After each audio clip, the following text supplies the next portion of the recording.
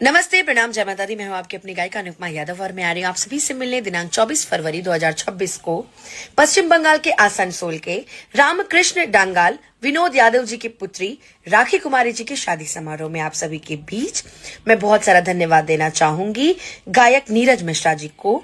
तो आप सभी जरूर आइए, मिलते हैं 24 फरवरी को आसनसोल में। जय माता दी, हर हर महादेव।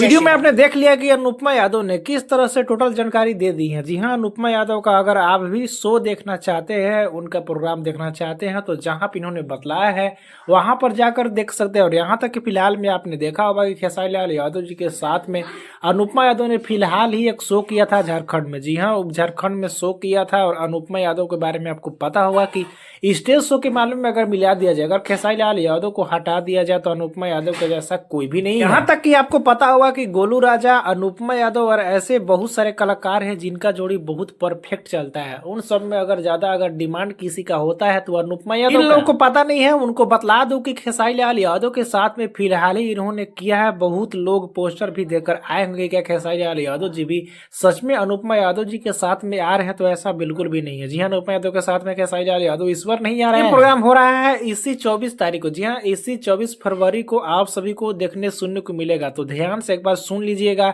अगर आपको अभी भी पता नहीं चला तो एक बार फिर से वीडियो को देख लीजिए और क्लियर जान लीजिए कि कहां पे अनुपमा यादव आ रहे हैं। आपको क्या कहना है नीचे कमेंट में बतलाना ना भूले।